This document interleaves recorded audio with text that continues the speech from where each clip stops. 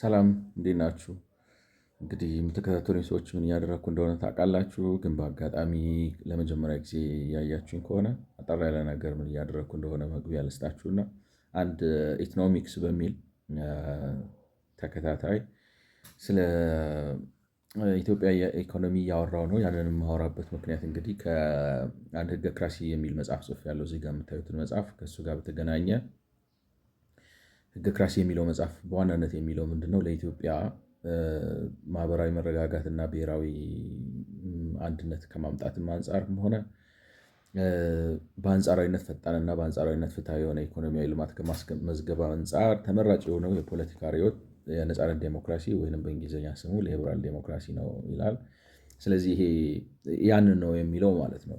እና እንግዲህ ያንን ሲል በፖለቲካ ሳይንስ እና በኢኮኖሚ ሳይንስ ላይ ተደግፎ ነው ማለት ነው። ከፖለቲካ አንጻር ማህበራዊ መረጋጋትና ብሔራዊ መግባባት ይፈጥራል ሲል ከፖለቲካ ሳይንስ ትንታኔ ተነስቶ ነው። ፈጣንና በአንጻራዊነት ደግሞ ፍትሐዊ የሆነ ኢኮኖሚያዊ እድገት ያመጣል ሲልም ከኢኮኖሚ ሳይንስ አንጻር ማለት ነው። ከዛ አንጻር ነው ይህንን የሚለው ማለት ነው።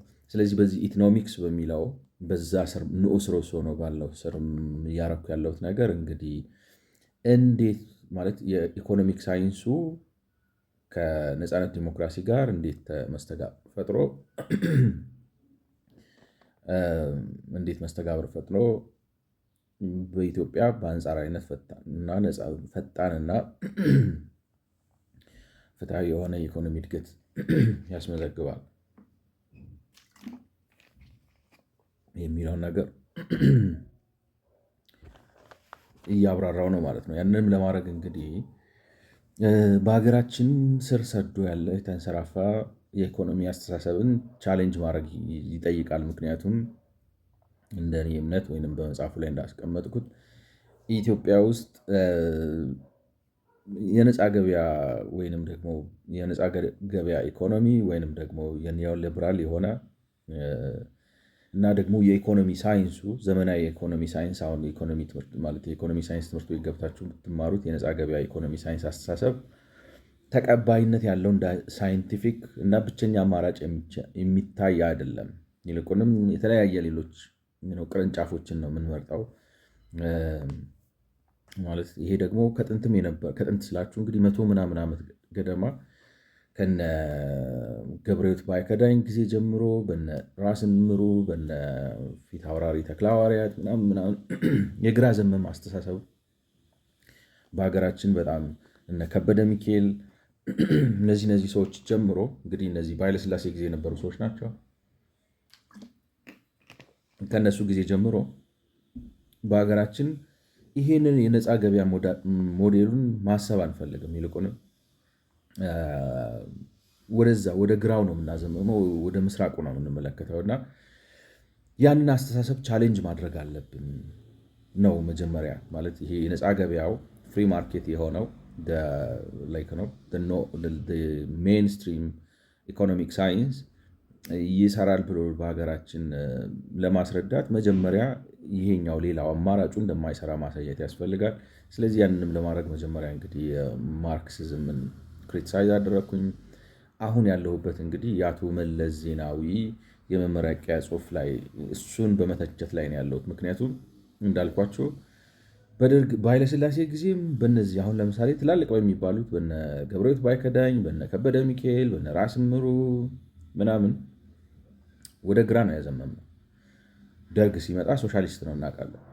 ኢህአዴግም ሲመጣ ነው ነፃ ገበያ ግዴታ ስለሆነበትና የዓለም አቀፉ ሁኔታ ስላስገድደው ነው እንጂ ነፃ ገበያ አይደለም፣ ወደ ልማታዊ መንግስት አስተሳሰብ ነው ሄደው እና ስለዚህ በሀገራችን ይሄ አስተሳሰብ ስላለ ሁሉንም በየተራሪ ነው ክሪቲሳይዝ አድርጎ ማለት ሳይንሱን ለማቆም የሳይንሳዊን አስተሳሰብ ማውገዝና ከመንገድ ዞር ማድረግ ያስፈልጋል በሚል እንግዲህ እነሱ ላይ ሂስ እያቀረብኩ ነው ማለት ነው። ስለዚህ ያንን ለማድረግ አሁን እንግዲህ የካርል ማርክስን የፖለቲካል ኢኮኖሚክ አስተሳሰብ ወይም ማርክሲዝም ወይም ኮሚኒዝም ወይ ሶሻሊዝምን ከተቸው በኋላ አሁን አቶ መለስ መመረቂያ ጽሑፍ ብሎ የጻፉት አፍሪካን ዴቨሎፕመንት ኒው ቢግኒንግስ አቶ መለስ የጻፉት አፍሪካን ዴቨሎፕመንት ዴድ ኤንድስ ኤንድ ኒው ቢግኒንግስ የሚል የመመረቂያ ጽሑፍ አለ። የመመረቂያ ጽሑፍን ብቻ ሳይሆን ያው እንግዲህ በኢህአዴግ ዘመን የምታውቁ ሰዎች በሙሉ እንደምታውቁት ልማታዊ መንግስት ነው ነው በመንግስት በፖሊሲ አቅጣጫ ደረጃ ተይዞ ሲራመድ የነበረው። ስለዚህ ነው የልማታዊ መንግስት አስተሳሰብ ዝም ብሎ የመመረቂያ ጽሑፍ ብቻ አይደለም፣ የሀገር ፖሊሲ ሆኖ በስራ ላይ የዋለ ነው። ስለዚህ ያንን ሳይንሳዊ ሀሳቡን እሱን በማየስ ላይ ነኝ ማለት ነው። እንግዲህ ያንን እያደረግኩ አሁን ማለት መጀመሪያ ጠቅላላ የወረቀቱ ወይም የመመረቂያ ጽሑፉ ይዘት ምን ይመስላል? በውስጡ 3 ክፍሎች አሉት በዋናነት።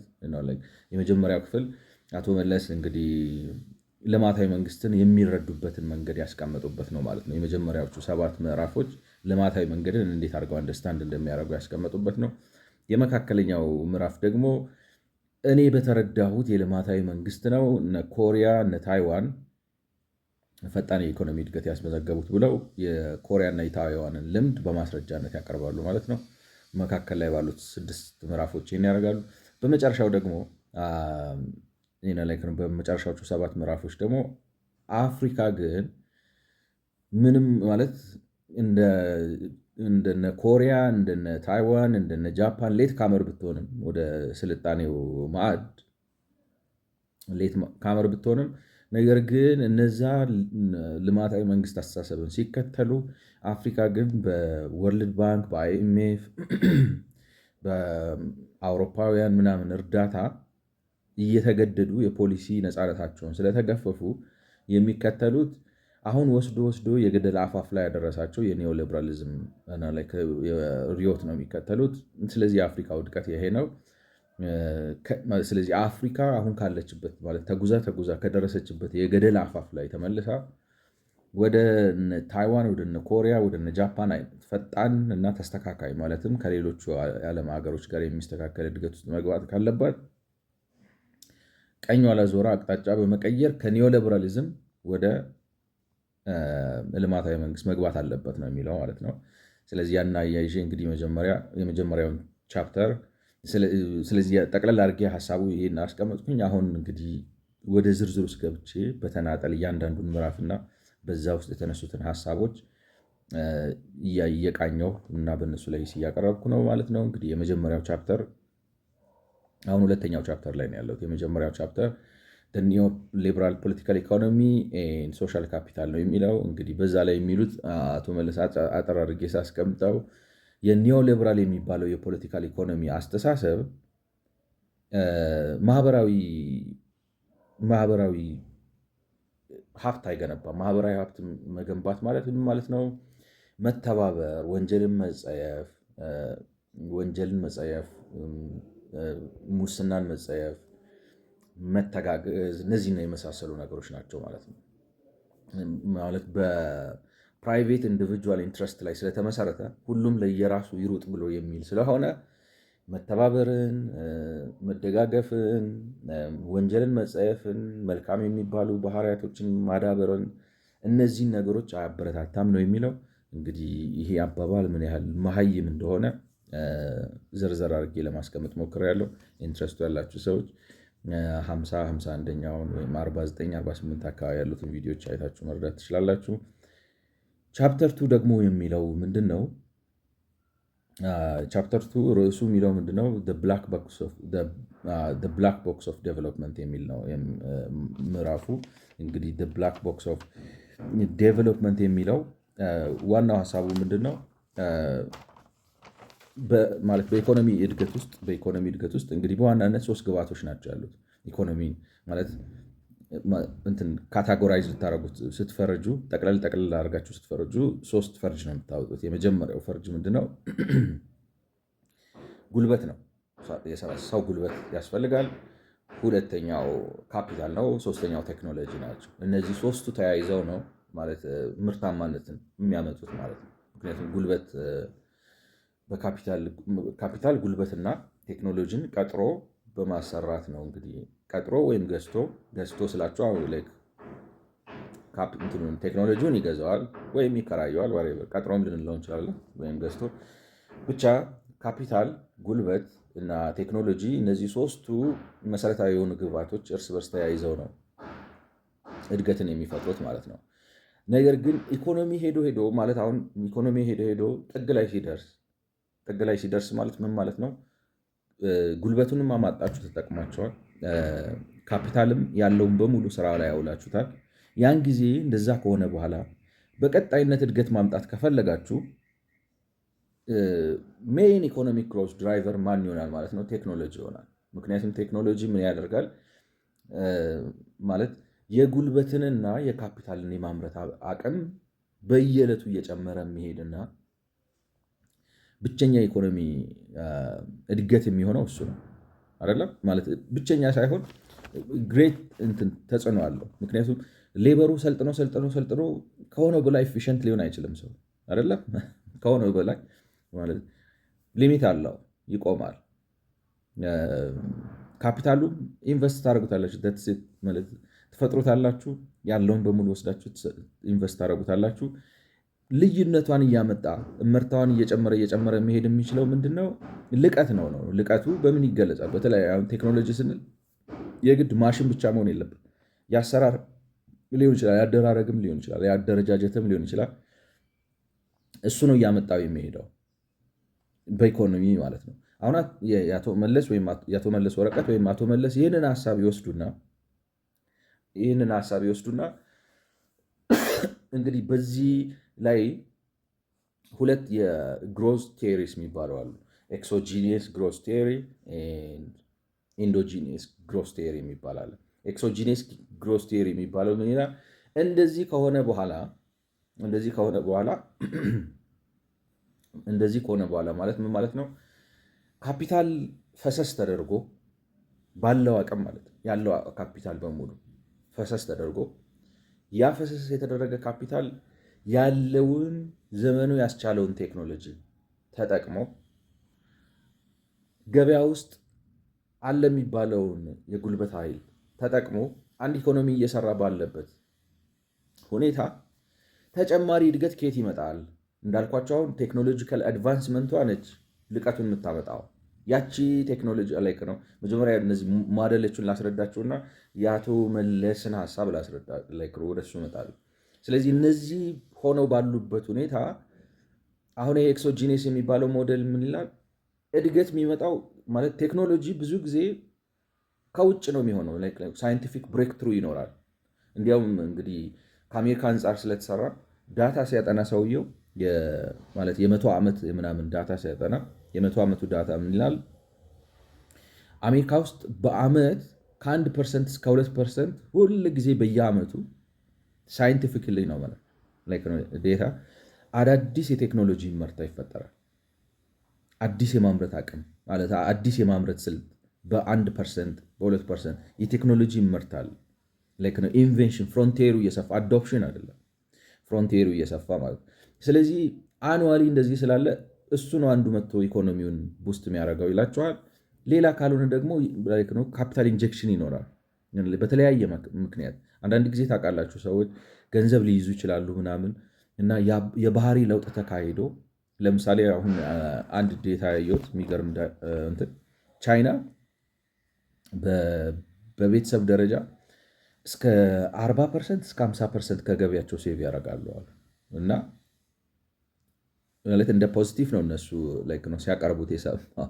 ግን ነገሩ ትንሽ ሀሳቡ ማለት ብዙ ነው አይደለም። በቤተሰብ ደረጃ ወይም በሃውስሆልድ በቤት ደረጃ እስከ 40% ሴቭ ያደርጋሉ እና ያንን ሳየው ሀሳቡ ነው እንትኑ ኢንትረስት አድርጎኝ ትንሽ ወደ ውስጥ ገብቼ ሳየው እነሱ ያቀረቡት ምንድን ነው ዲስፖዘብል ኢንካማችን ሰፊ ነው ምክንያቱም ብለው የራሳቸው ኤክስፕላኔሽን ይሰጣሉ።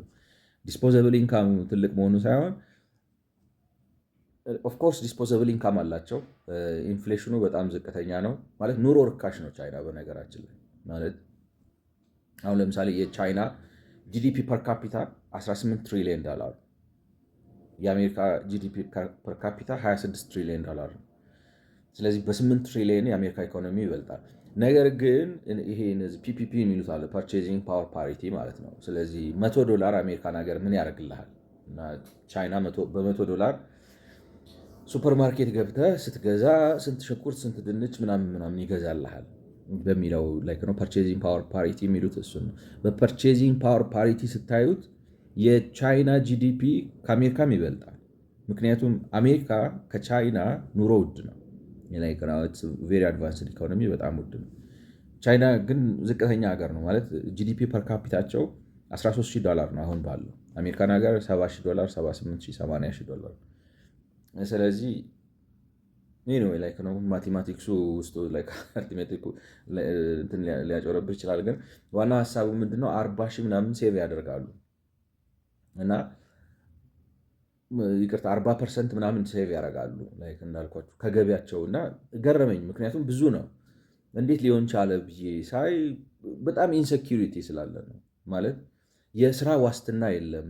የስራ ዋስትና የለም ብቻ ሳይሆን ሶሻል ሴኪሪቲ የለም፣ ምናምን የለም። ራስህ ለራስህ ነው ያለው። በነገራችን ላይ ይህንን ነገር ጃፓንም ታዩታላችሁ። ጃፓን ስትነሳ ማለት ነው። አሁን ጃፓን በጣም ሶሻል ሴኪሪቲ ስላላቸው የጃፓን አሁን ትልቁ ችግር ምንድነው? በጣም ሰው ያረጃል። ማለት ምንድነው ይሄ ዴሞግራፊክ ፒራሚድ የሚባለውን ብታዩ አሁን የኛን ዴሞግራፊክ ፒራሚድ ብታዩት እንደዚህ ትራያንግለር ነገር ነው። ማለትም ምን ማለት ነው? በጣም ልጅ ይበዛል። ገብቷቸዋል። ወጣቱ ትንሽ አነስ ይላል፣ ከዛ ያረጀው ሰው ትንሽ ነው።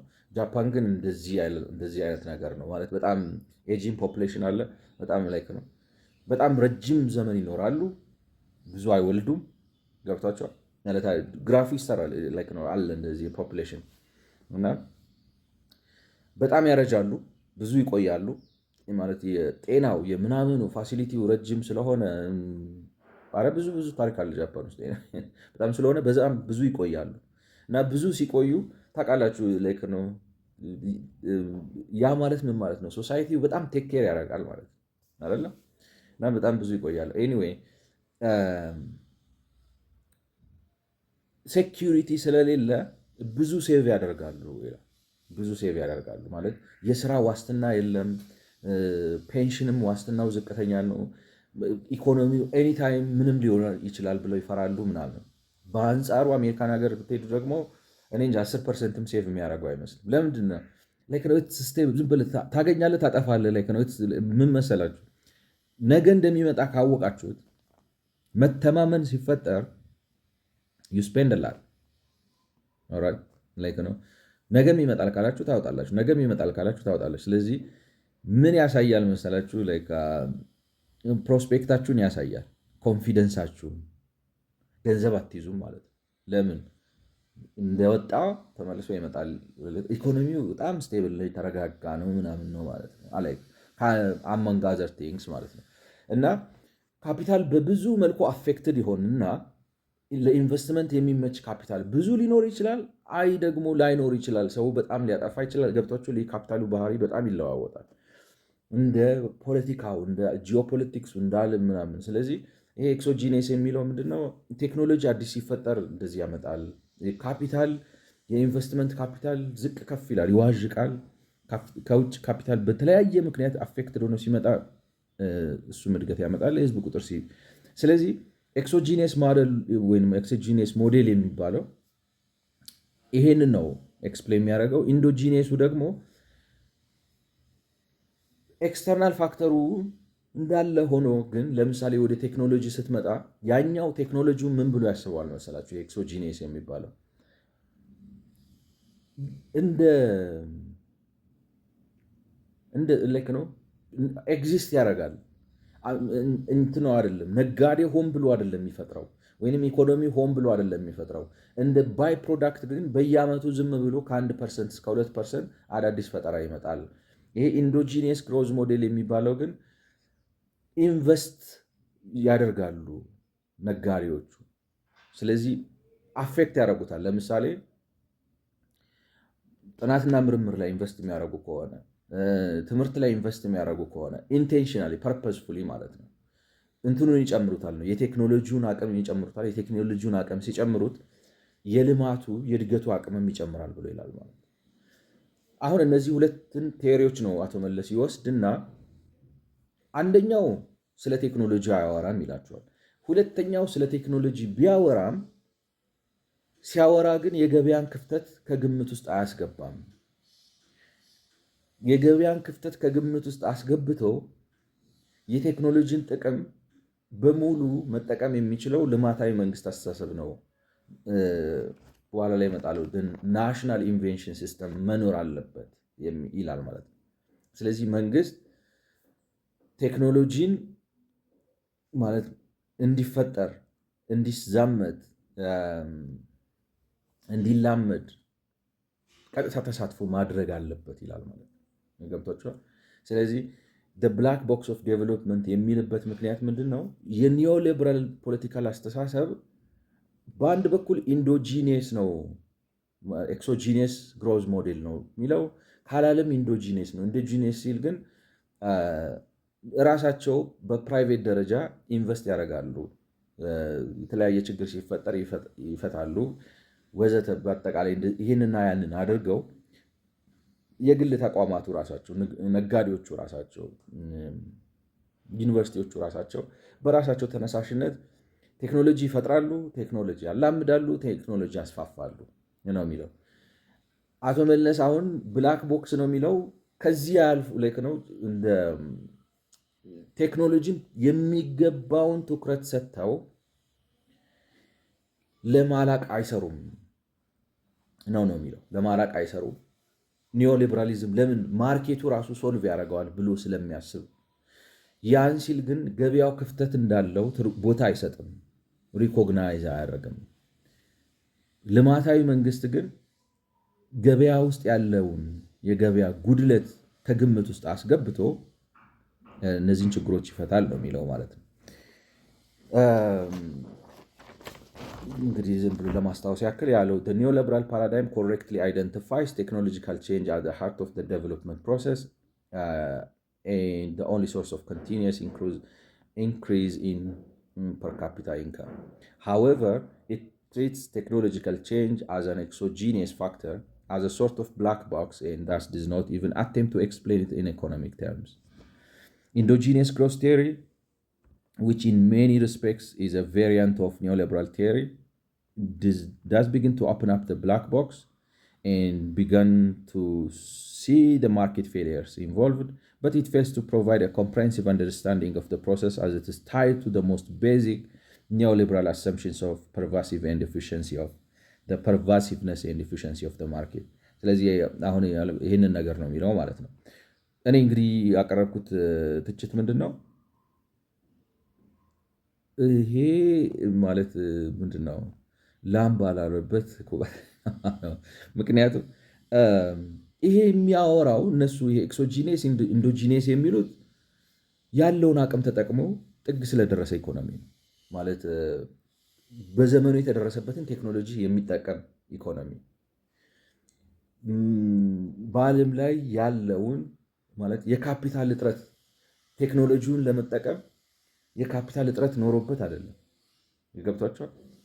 ቤስት ቴክኖሎጂ ካለ ገዝቶ ለመጠቀም የሚያስችለው ካፒታል ኖሮት ያንን ቤስት ቴክኖሎጂ የተጠቀመ ሰራተኛውም በዓለም አቀፍ ደረጃ አለ በሚባለው ትምህርት ቤት ሰልጥኖ ምናምን ብሎ ኤፊሽንት ስለሆነ በአጠቃላይ ያለውን አንጡራ ሀብት የካፒታል የቴክኖሎጂ እና የጉልበት አንጡራ ሀብት አሟጦ ተጠቅሞ ስለሚሰራ ኢኮኖሚ ነው የሚያወሩት እነዚህ ኢንዶጂኔስ ኤክሶጂኔስ የሚባሉት ማደሎች። የኢትዮጵያ ኢኮኖሚ እዚህ ከነዚህ ተርታ አይሰለፍም። የኢትዮጵያ ኢኮኖሚ የመቀንጨር ችግር ያለበት ኢኮኖሚ ነው ማለት የተመጣጠነ ምግብ ያልተመገበ ልጅ ብታመጡ ስለ እድገት አይደለም ከሱ ጋር የምታወሩት። መጀመሪያ የተመጣጠነ ምግብ ተመግቦ ወዙ መለስ ይበል፣ አጥንቱ ይጠንከር ማለት አሁን አንድ ማራስመስ ወይንም ኳርሻ ያዘው ልጅ ስለ እድገት አታወሩ። መጀመሪያ ሪስቶር ስለማድረግ ነው ልጁን። የኛ ኢኮኖሚ ማለት አጉል እንትን እንዳይሆን መጥፎ ቃል እንዳይሆንብኝ እንጂ ማራስመስና ኳሻኳር የያዘው ኢኮኖሚ እኮ ይሄንን ማራስመስና ኳሻኳር መጀመሪያ የተመጣጠነ ምግብ በማንኪያ በምናምን እየተመገበ ውሃ እየጠጣ ምናምን ብሎ መጀመሪያ ደሙ ይመለስ፣ መጀመሪያ ይረጋጋ። እሱ ከተባለ በለ ነው ማለት ጤናማነቱ ከተመለሰ ጥንካሬው ከተመለሰ፣ ደሙ ከተመለሰ፣ ወዙ ከተመለሰና ሰራተኛውን ቀጥሮ እያበላ እያጠጣ እያኖረ ኤክስፖርት እያደረገ ምናምን እያደረገ ተረጋግቶ ሲኖር የዛኔ አሁን ቴክኖሎጂውን ተጠቅመናል፣ ካፒታሉን ተጠቅመናል፣ ሰራተኛውን ተጠቅመናል። እንዴት ብለን ነው የምናድገው?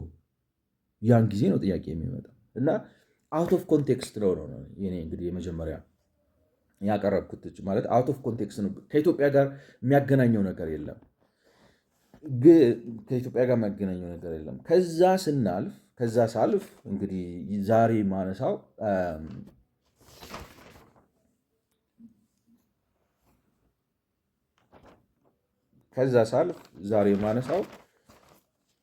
አሁን አቶ መለስ እንግዲህ ፔፐሩ ይሄኛው ምንድነው የሚለው endogenous growth theory which in many respects is a variant of neoliberal theory ኒዮሊበራል ቴሪ የሚለው ምንድን ነው? ምንም አይገናኙም። በነገራችን ላይ ግሮስ ቴሪ እና ኒዮሊበራሊዝም ምንም ያገናኛቸው ማለት ኢትስ ትሩ ኢንዶጂኒየስ ግሮስ ቴሪ በኒዮሊበራል ኢንቫይሮንመንት ውስጥ ነው ግሮዝ እንዴት ይመጣል ብሎ የሚያስብላችሁ። በኒዮሊበራል ኢንቫይሮንመንት ውስጥ ማለት የንብረት መብት በተከበረበት፣ ዋጋ በገበያ በሚወሰንበት፣ ካፒታል ኢንቨስት በሚደረግበት፣ ኮፒራይት ባለበት እነዚህ የነፃ ገበያ ስርዓት ውስጥ እና ባደግ ኢኮኖሚ ውስጥ እንዴት ሌላ ተጨማሪ እድገት ይመጣል የሚል ነገር ነው የሚያወራው እንጂ ከኒዮሊበራሊዝም ጋር ምንም ያገናኘውም ነገርም የለም። ግን ምን ይላል? ኢንዶጂነስ ግሮስ ቴሪ which in many respects is a variant of neoliberal theory does not begin to open up the black box and begin to see the market failures involved but fails to provide a comprehensive understanding of the process as it's tied to the most basic neoliberal assumptions of pervasiveness and efficiency of the market። ይሄ ኢንዶጂነስ የሚባለው እንግዲህ ከቴክኖሎጂ አንጻር ኢንዶጂነስ ግሮስ ቴሪ የሚባለው ኢንቨስትመንት ቴክኖሎጂ እድገትን ያፋጥናል። ሆኖ ኢንቴንሽናል የሆነ ኢንቨስትመንት ማለት ምን ማለት ነው? ሆን ብላችሁ የቴክኖሎጂ መርታ ለማምጣት ጥናትና ምርምር ስታደረጉ፣ ስልጠና ስትሰጡ፣ ከሌሎች ጋር ህብረት ስትፈጥሩ ኢንቴንሽናል የሆነ ኢፈርት አድርጋችሁ ለምሳሌ በኢንዱስትሪ እና በዩኒቨርሲቲ መካከል ሆን ብላችሁ ኮሚኒኬሽን ስትፈጥሩ ምናምን ልምዱን ወስዶ ቴዎሬቲሽኑ እንደዚህ ብታደርግ እነዚህ ነገሮች ስታደርግ ቴክኖሎጂ በእድገት ላይ የሚኖረውን እንድምታ ትጨምረዋለህ ነው። አክቲቭሊ ኢንቮልቭ ማድረግ አለብህ እነዚህ አይነት ነገሮች እና ደግሞ ገበያውም ራሱ ያደርጋል ለራሱ ሲል ነው። የአቶ መለስ አርጊመንት ምንድን ነው? ብላክ ቦክስ ነው፣ ምንም ማብራሪያ አይሰጥም።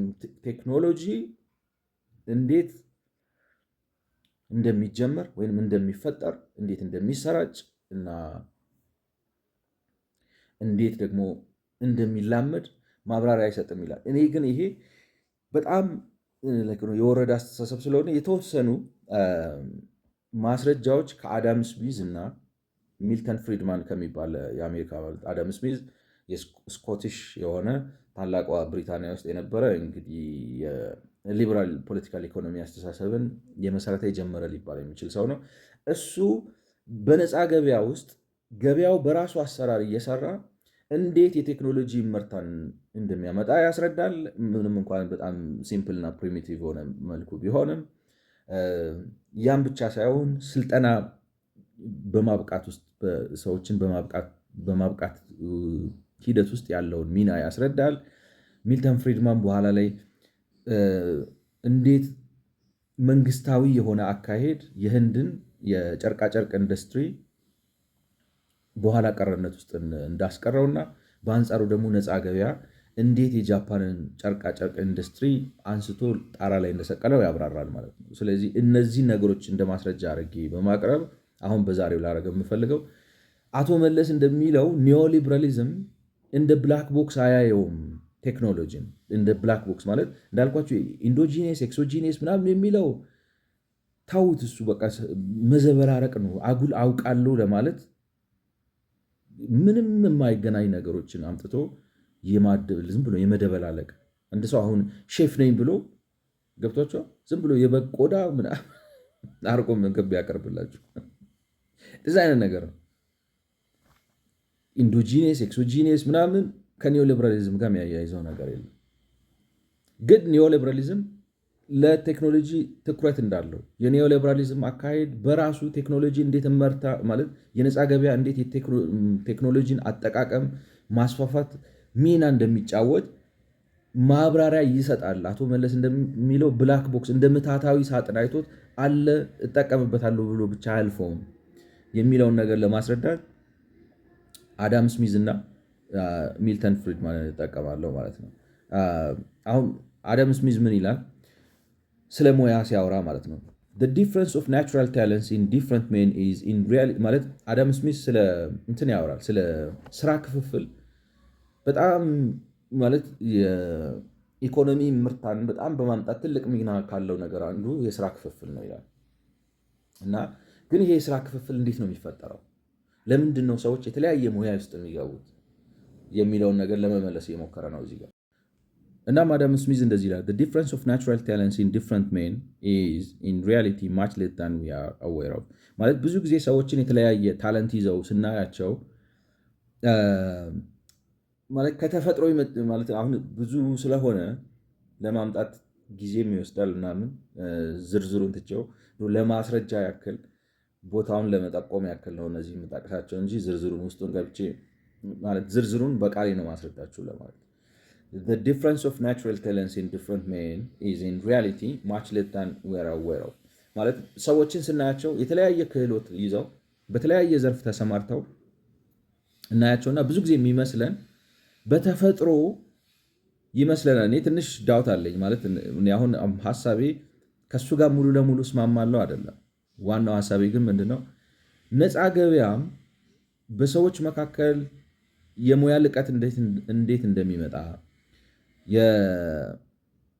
የቴክኖሎጂ እንዴት ስራን እንደሚያቀል እንዴት እንደሚፈጠር ለምን የነፃ ገበያ ለቴክኖሎጂ ልቀት የተመቸ እንደሆነ የራሱ ማብራሪያ ይሰጣል ማለት ነው። አቶ መለስ እንደሚለው ብላክ ቦክስ አድርጎ ውስጡ ከፍቶ ለማየትም አይፈልግም ነው የሚለው። ማለት አሁን እንደሚለው ምን ይላል እዚህ ጋር variant of neoliberal theory doesn't begin to open up the black box ኒዮሊበራል የሚባለው ይሄ ብላክ ቦክሱን ምታታዊ ሳጥኑን ጥቁሩን ሳጥን አይከፍተውም፣ ለመክፈት እንኳን አይሞክርም። ቢከፍትም ግን እንደው የይድረስ ነው እንጂ ልብ በሚያረካ የልብ በሚያደርስ መልኩ አይደርስበትም ነው የሚላችሁ ማለት ነው። ገብቷችኋል? እኔ ደግሞ አሁን ላሳያችሁ የፈለግኩት ኒዮሊበራሊዝም እንደዛ አይደለም። ቴክኖሎጂን ትኩረት ሰጥቶ አቴንሽን ሰጥቶ ሙያተኝነትን ልቀትን አቴንሽን ሰጥቶ ቦታ ሰጥቶ ያብራራዋል ለማለት ነው ፍላጎቴ። እና አዳም ስሚዝ የሚለው ምንድን ነው ሰዎች የተለያየ ሙያ ላይ ተሰማርተው መገኘታቸው ከተፈጥሮ የመጣ እንደሚመስለን አይደለም ብዙ ጊዜ ነው የሚለው the difference between the most dissimilar characters between a philosopher and a common street porter for example seems to arise not so much from nature as from habit custom and education ነው ይላል። ስለዚህ ምን እያለ ነው እንግዲህ በጉልበቱ ዕቃ እየተሸከመ የሚያደርሰው መንገድ ላይ ስትሪት ፖርተር ማለት ሰርቶ በላ ነው የምንለው ወይንም ይህ ነው ላይክ ነው በሸክም የሚያገለግል ሰው የጉልበት ስራ የሚሰራ ወይንም እንደዛ ብለው በአጠቃላይ አሁን ለምሳሌ ዕቃም ታሸክሙት ከዚህ ወደዚህ ነገሮችን ተሸክሞ በጉልበቱ የሚያንቀሳቀሰው ሰው በሱና በፊሎዞፈሩ መካከል ያለው ልዩነት ብዙ ጊዜ እንደሚመስለን ይሄኛው ዝም ብሎ እንከፍ ሆኖ ተወልዶ ያኛው ደግሞ በቃ የሆነ ብሮ አእምሮ ተሰጥቶት ተወልዶ አይደለም ነው ላይክ ነው ዲፍረንሱ it seems to arise not so much from nature ከተፈጥሮ አይደለም የሚመጣው as from habit custom and education ስለዚህ of course የሰዎቹ የግል ጥረት አለ ባህል አለ እና ትምህርት አለ ነው።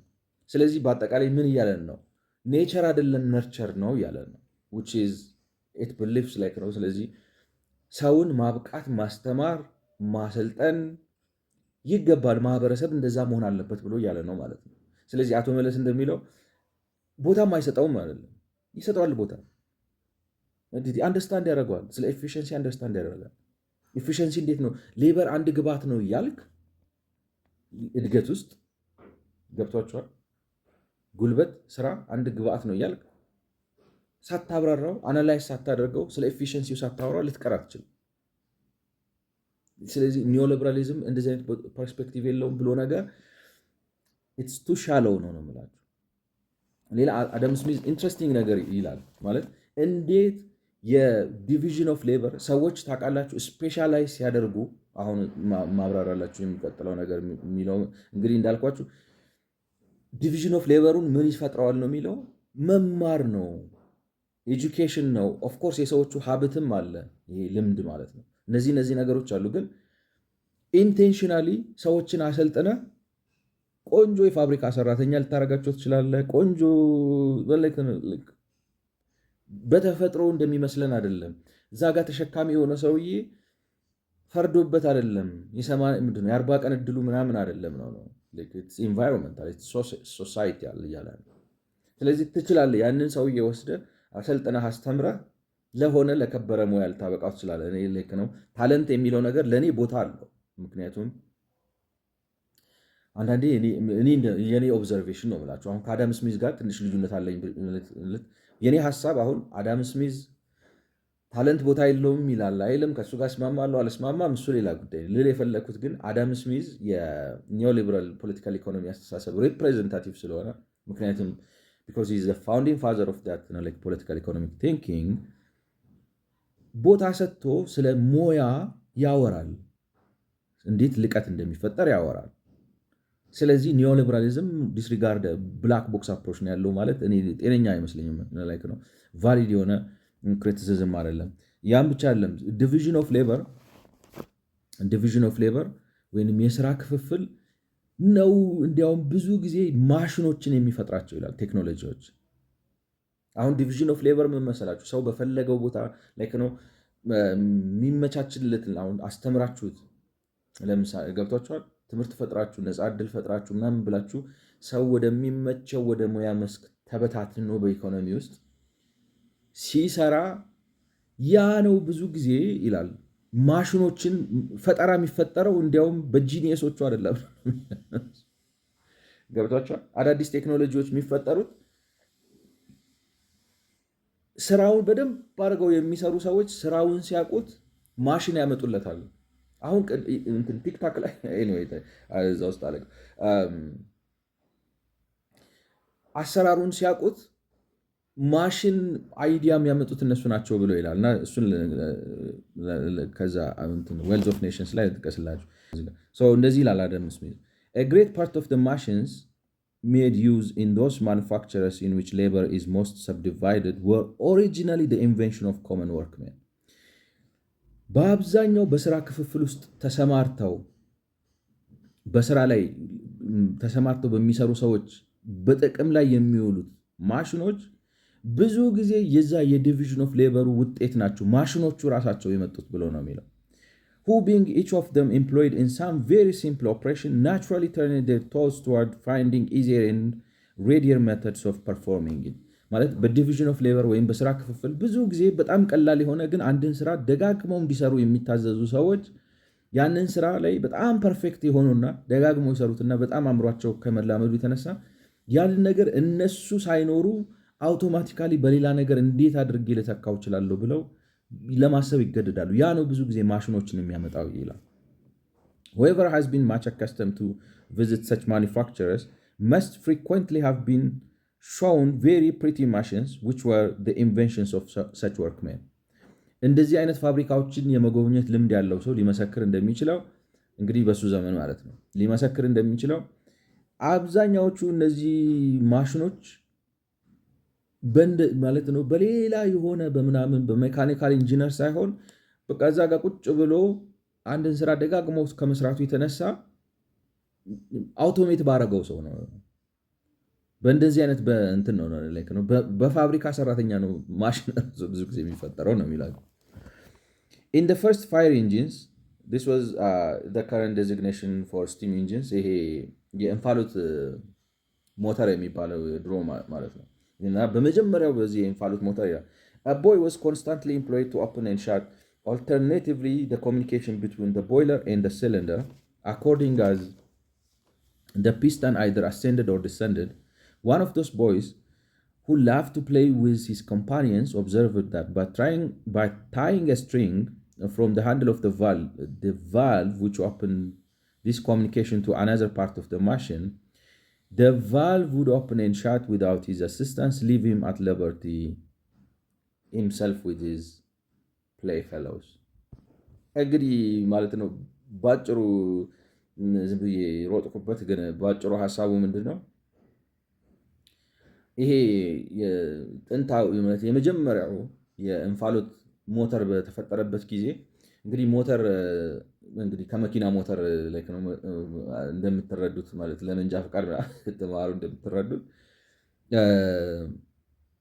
እንትን አላለም ፒስተኑ አለ። ፒስተኑ ወደ ላይ እንደዚህ ሙቭ ያደርጋል። ሲሊንደሩ አለ። ስለዚህ ፒስተኑ ማለት እያመቀ ከዛ በኋላ እዛ ላይ እንትኑ እመቃው ላይ ኤሌክትሪክ እየነደደ ነው ፍንዳታ እየተፈጠረ እንግዲህ እንዲህ የሚለው አይደለም። እና something similar to that ነው እንግዲህ የድሮ ቦይለሩ ለብቻው ነው። ፒስተኑ አምቆ ፍንዳታውን የሚፈጥረው ደግሞ ፒስተን ለብቻው ነው ሙቭ የሚያደርገው። ግን ሁለቱም እያያዙበት እኔ ሜካኒክሱን ማብራራት አይደለም ሐሳቤ፣ ግን ሲመስል ላይክ ነው ዋናው ሐሳቤ ምንድነው ላይክ ነው they are interested in the invention of technologies and they try to explain it ነው ዋናው ሐሳቤ። ኒዮሊበራሊዝም ብላክ ቦክስ አፕሮች አድርጎ ቦታ ሳይሰጠው ኢንፋሲስ ሳይሰጠው ምናምን የራሳቸው ኤክስፕላኔሽን ያዘጋጁለታል ነው። አሁን እኔ እንግዲህ ከዚህ ኤክስፕሬሽን ማለት እንዳልኳቸው አሁን የመኪና ኢንጂን እንዴት ነው የሚሰራው? የፒስተኑ ሐሳብ ምንድን ነው? ማመቅ ነው። ነዳጅ ይረጭለታል። ያንን ነዳጅ ወስዶ ያምቀዋል ላይክ ነው ፕሬሸር ይፈጥርለታል። እምቅ ሲያደርገው ፍንዳ ላይክ ነው። ከዛ ደግሞ ኤሌክትሪካል ምናምኑ መጥቶ ካርቡራተር ምናምን ያችን መለኮስ ነው ማፈንዳት ነው። ሲፈነዳ ፒስተኑ ይወረውረዋል ማለት ነው። ስለዚህ ማመቅ ማለት ነዳጅ መርጨት፣ ማመቅ፣ ኤሌክትሪክ አምጥቶ ማቃጠል፣ ፍንዳታ ሲፈጠር ፒስተኑን መወርወር። that's how the engine works አይደለ? ኢንጂኑ እንደዛ በዚህ ሲኳንስ ነው የሚሰራው ኢንጂን ላይ ማለት ነው። አሁን እዚህ ጋር እንደሚመስለው እንግዲህ ቦይለሩ ለብቻ አለ፣ ይሄ እመቃውን የሚፈጥረው ማለት ነው። ፒስተኑ ደግሞ ለብቻው ሙቭ ያደርጋል በዚህ ጋር። ስለዚህ በመሃላቸው የሆነ የሚከፈት የሚዘጋ ቫልቭ አለ። ስለዚህ ልጁ ምንድነው ፒስተኑ ሲወርድ ዝም ይላል ማለት ነው። ፒስተኑ ወደ ላይ ሲመጣ እንግዲህ ከዚህ ጋር መጥቶ የታመቀው እመቃ መጥቶ ፒስተኑ እንደገና መጥቶ ወደታች እንዲወርደው ቫልቭን ይከፍታል ማለት ነው። ቫልቭ ይከፍታል፣ ቫልቭ ይዘጋል፣ ቫልቭ ይከፍታል። ባጭሩ ፒስተኑ እንደዚህ እንዲጫወት ማለት የታመቀው አየር ሄዶ ፒስተኑ እንዲመታው፣ ከዛ ፒስተኑ ከተመታ በኋላ ደግሞ ሲሊንደሩን ይሸፍነዋል ማለት ነው። ፒስተኑ ሄዶ እዛ ጨርሶ እንደገና ደግሞ ሲመለስ አሁን እንደዚህ ያደረገ ይሄን ያጫውታል። ይሄን እንዲያጫውት የተቀጠረ ህፃን ልጅ ነው እንትን ያደረገው ይላል። observed that by tying a string from the handle of the valve which opened the communication to another part of the machine, the valve would open and shut without his assistance. ስለዚህ ያችን ማለት በገመድ በማሰር ብቻ የተለያዩት የማሽኑን ፓርቶች እሱ በእጁ እንደዚህ ሳይከፍት ሳይዘጋ ይሄ ቻምበሩን የሚከፍለው ክፍል እንዲዘጋ እንዲከፈት ማድረግ እንደሚችል ገባው። ያንን ነገር አደረገ። ከዛ ወዲህ ያን አስሮ ልጁ ከልጆች ጋር ለመጫወት ነው።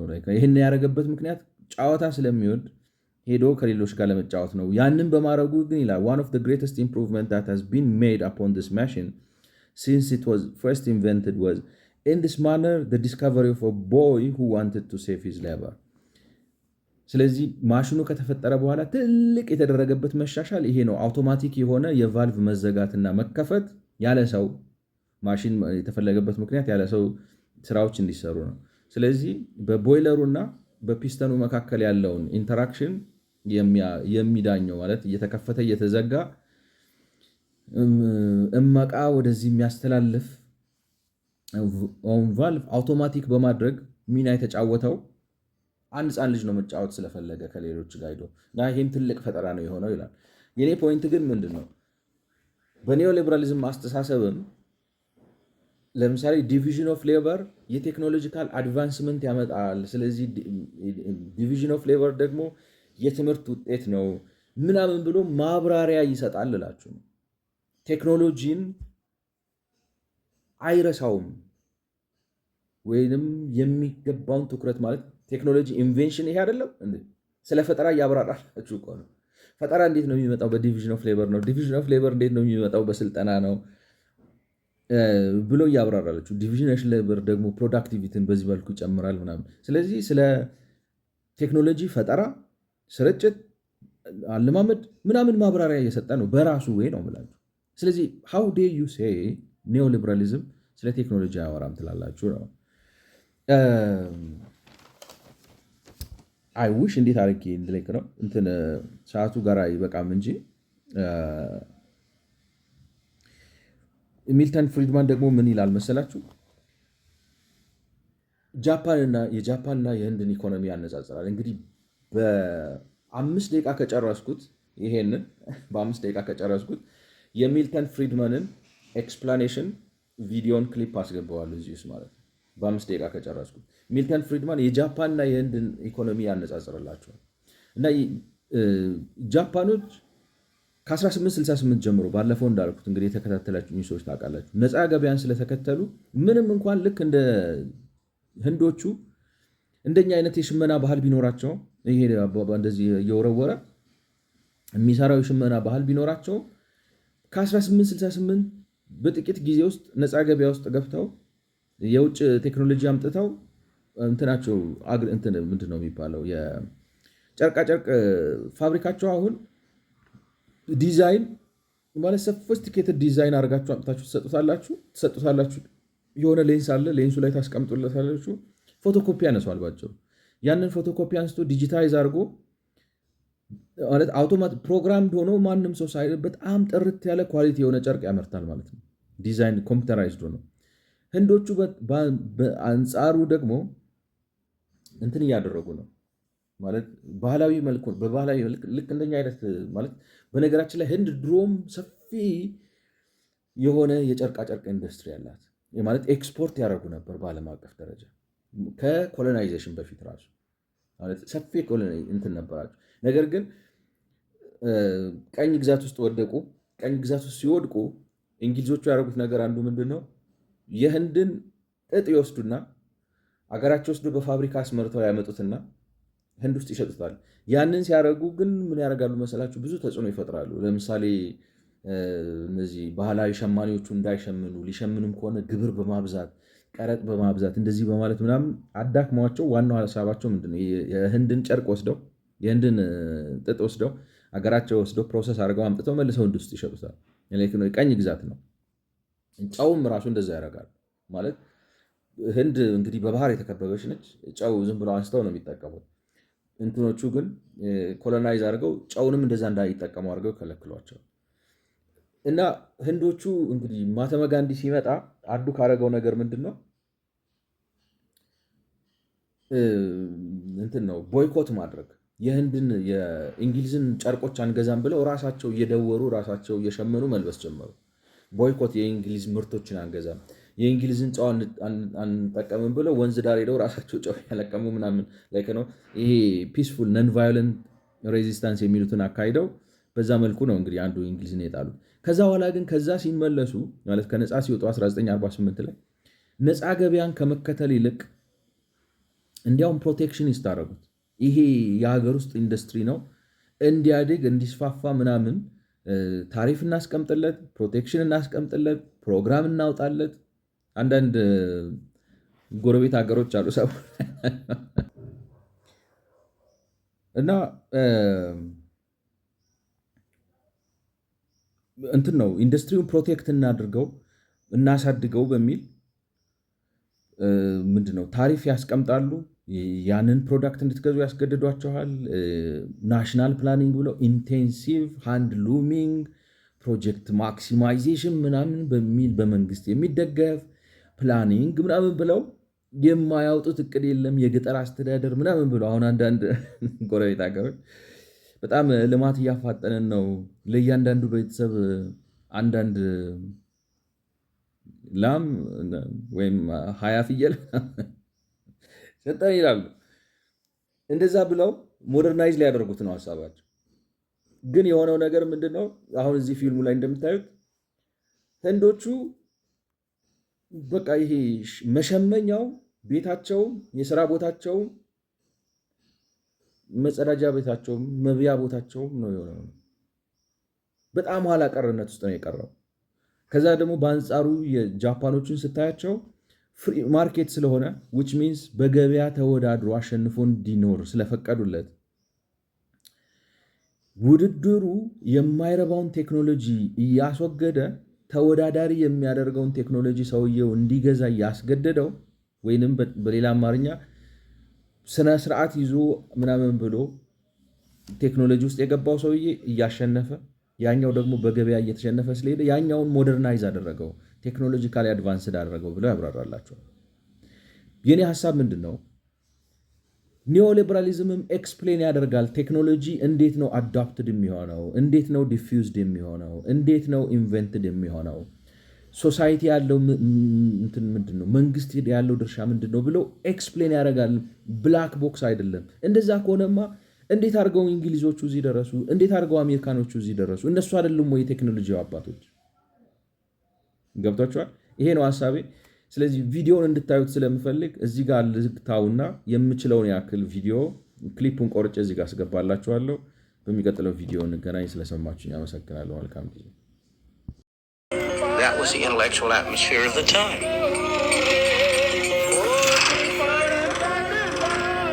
And the intellectual seed took root. As it grew, it needed to be honored, even worshipped. Every year on the anniversary of Gandhi's birth, people all over India do just that. In homage to the great Mahatma, they sit and spin, using methods handed down through the centuries. But it's more than just a symbol of honoring the past. It typifies the policy that they are actually following. The new government in 1948 decided that India's traditional weaving industry and its workers should be protected from 20th century industrialization. What were the consequences of that policy? This is India today, 30 years after winning independence, and these are scenes in a very typical Indian community, one of thousands. It's called Anakaputar, and it's about 1,000 miles south of the capital, New Delhi.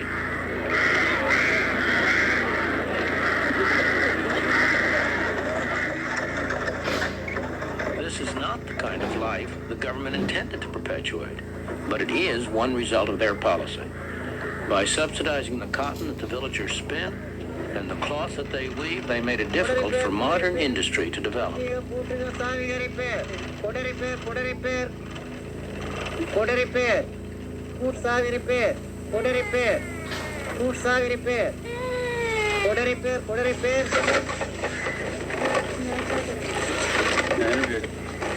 This is sizing. It's an essential technique in cloth production where the yarn is smoothed clean.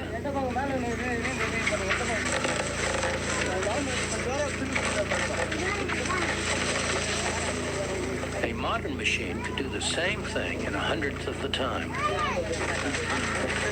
The result of government planning to modernize industry is that the number of handlooms roughly doubled in the first 30 years after India's independence.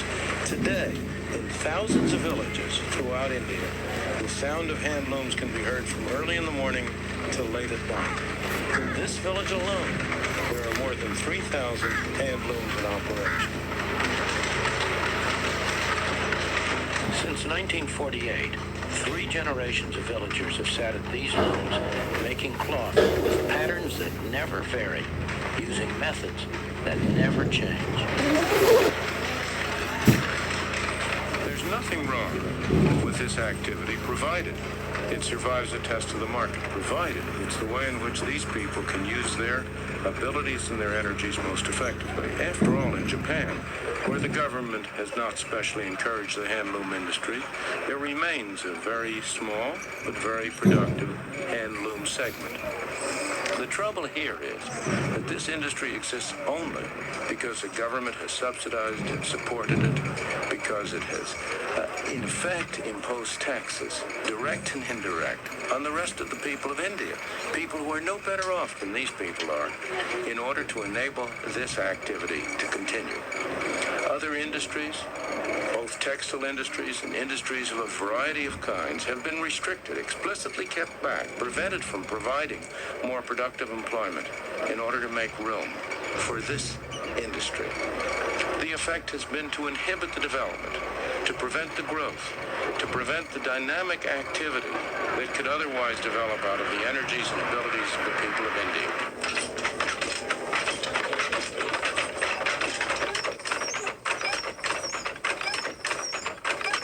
This looks like a factory, but it's also home for the people who work here. When they're not sitting at their looms, they eat and sleep in a corner of this hut.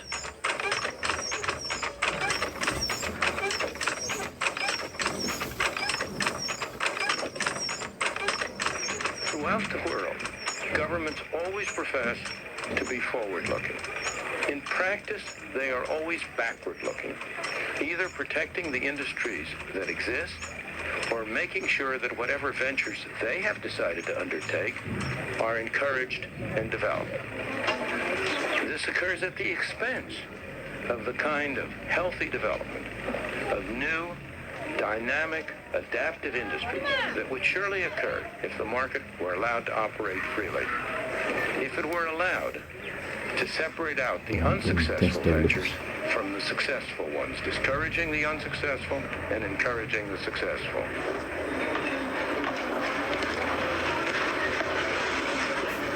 India has tremendous economic and human potential, every bit as much as Japan had a century ago.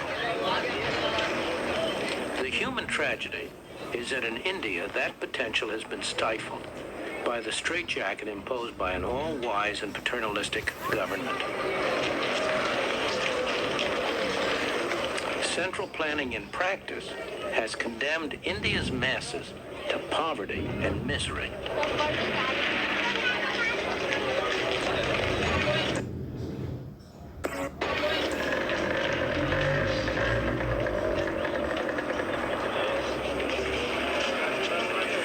What has happened in Japan. Free trade set off a process that revolutionized Japan and the lives of its people. Improvements in material well-being went hand in hand with the elimination of the rigid social structure of a century ago. It's no accident. As always, economic freedom promotes human freedom. And in the meantime, what has happened to the Japanese weaving industry?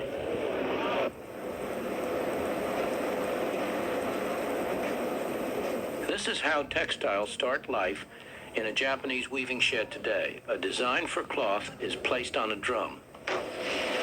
As it revolves, it is scanned by an electric eye. Each color, each variation in the pattern and texture is transmitted faithfully to a computer.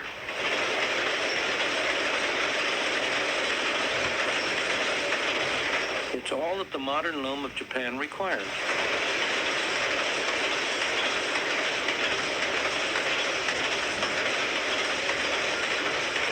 This loom is fitted with electronics that make it one of the most sophisticated of its sort in the world.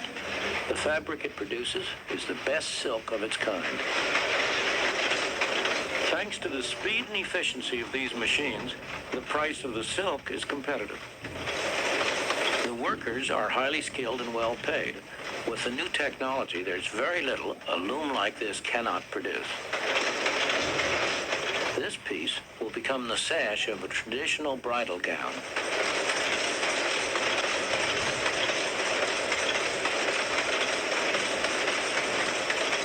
These are machine-made products, but by any standards, they are beautiful. They can stand comparison with the very finest work of the hand loom. And it's not merely the end product itself that's remarkable. The sophisticated technology which was developed to make all this possible has been adapted to other processes, part of the self-generating development under free enterprise. And it all stems from an ancient traditional industry, weaving, that imported a new method for controlling its looms when Japan turned to free trade more than a century ago. Yet, believe it or not,